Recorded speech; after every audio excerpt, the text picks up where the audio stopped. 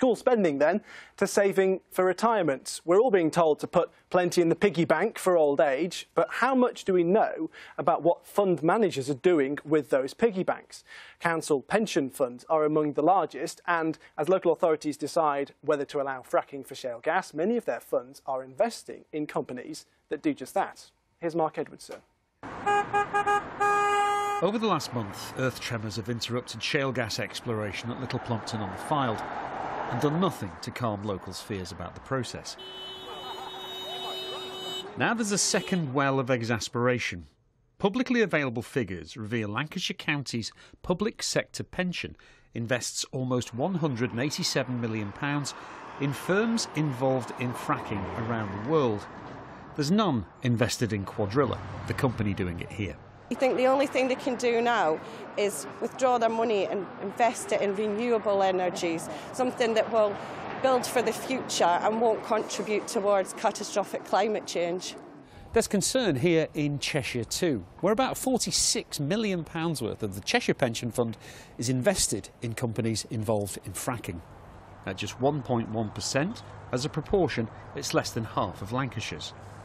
But more than £36 million is invested directly, again, not in any firm planning to extract shale gas in the northwest. It's only just over 1%, isn't it? It's not a great deal, is it? It's a lot of money in that it represents items that you might consider to be against national policy and certainly local policy.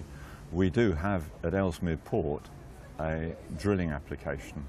Of all the region's pension funds, Greater Manchester's is by far the biggest, with a value of more than £17 billion. It has almost £1 billion in companies that frack globally. Almost £705 million is directly invested. It's attracted the interest of the opposition leader at Manchester City Council, who's been asking the fund to explain. I've got the policy in front of me, if you'd like me to read it out. Yes, please, yeah. Applying ethical, environmental or any other non-commercial policy, either to investments generally or to selecting fund managers, would be inconsistent with our legal duties and responsibilities. Thus, we have a policy of not interfering in the day-to-day investment decisions of GMPF's investment managers. Now, that is just rank hypocrisy, but if the politicians don't want us to be fracking, they shouldn't want their fund managers to be investing in that either. The Greater Manchester Fund says last month it approved moving £2.3 billion of its assets to a low-carbon approach as it shifts towards its ambition of carbon neutrality. Mark Edwardson reporting there. David, should just point out that Lancashire say, the pension fund in Lancashire say their investment is quite small and is indirect. But do you see a problem with the principle of council pension funds investing in firms involved in fracking? Quite honestly, no, I don't. It's not really up to parliamentarians to comment what councils do. There's a panel of councillors that actually decide on this. Though. Well, they might have opinions, but it's really up to them to decide where the pension pot lies for that county council or that council. Look, I mean, I think some of these issues are quite difficult.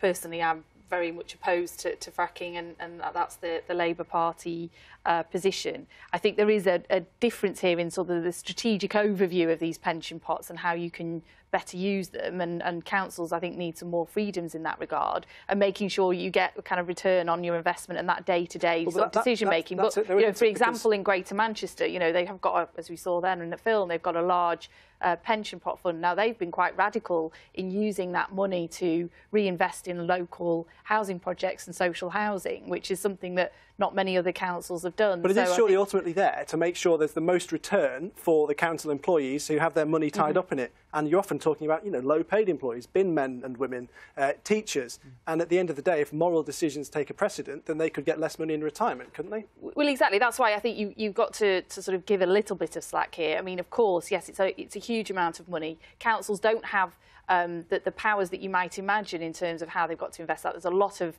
legal framework around it, of course, because they've got to protect the money that they're investing. But within that envelope, I do know in Greater Manchester that we've been quite radical about using that pension pot to invest in the future of our citizens. And David, councils they have the job of giving planning permission to fracking firms. Can you see that there might be a perception problem if it seems they might have a financial interest in companies involved in fracking doing well?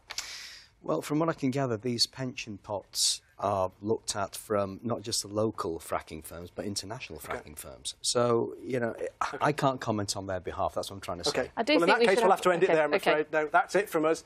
My thanks to